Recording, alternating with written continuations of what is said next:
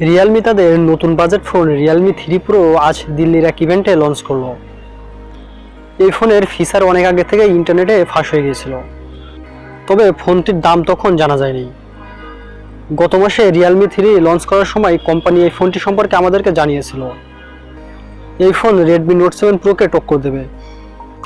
আজকে আমি এই ভিডিওতে Realme 3 Pro এর একটি ফুল রিভিউ নিয়ে হাজির হয়েছি। তাহলে চলুন বেশি দেরি না করে শুরু করা যাক। প্রথমে কথা বলা যাক এই ডিভাইসটির বডির বিষয়ে।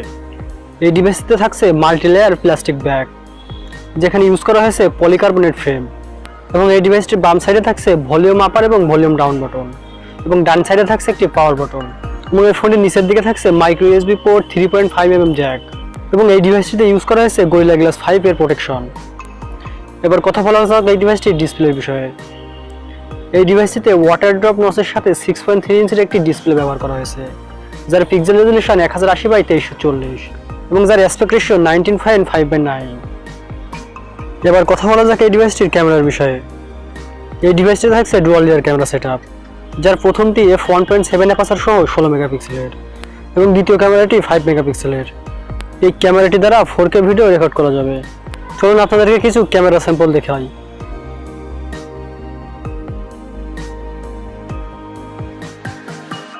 সেলফি ক্যামেরা হিসেবে পাবেন f2.0 অ্যাপারচারের সাথে 25 মেগাপিক্সেলের সিঙ্গেল ক্যামেরা।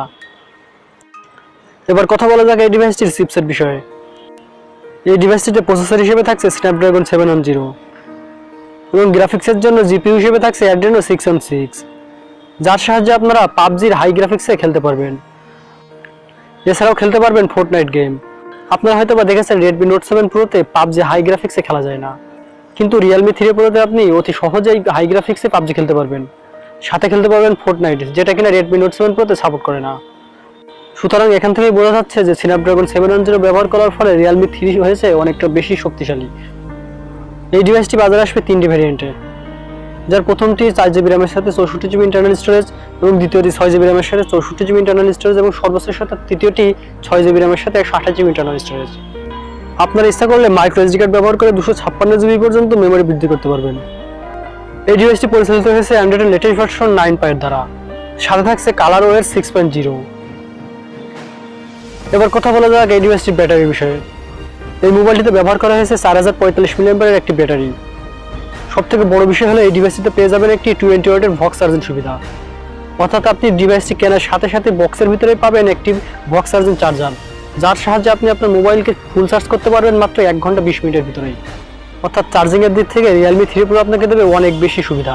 এই ডিভাইসটিতে ইউজ করা যাবে ডুয়াল সিম, থাকছে ব্লুটুথ 5.0, থাকছে FM radio, micro USB 2.0, 3.5mm Jack. এই ডিভাইসটি পার্পল, ব্ল্যাক এবং ব্লু কালারের বাজারে আসবে। চলুন এবার এই ডিভাইসটির দামের বিষয়ে কথা বলা যাক। ইন্ডিয়াতে এই ডিভাইসটির বেস ভেরিয়েন্ট অর্থাৎ 64GB ভেরিয়েন্টের দাম রাখা হয়েছে 13,999 রুপি, এবং অপর ভেরিয়েন্টের দাম রাখা হয়েছে 16,999 রুপি। এখন যদি আমরা বাংলাদেশের পরিপ্রেক্ষিতে বলি, তাহলে এই ডিভাইসটি যদি বাংলাদেশে আসে তাহলে বেস ভেরিয়েন্টের দাম পড়তে পারে 20 থেকে 22,000 টাকার ভিতরে। ইন্ডিয়াতে এই ডিভাইসটির বিক্রয় শুরু হবে 27 এপ্রিল থেকে।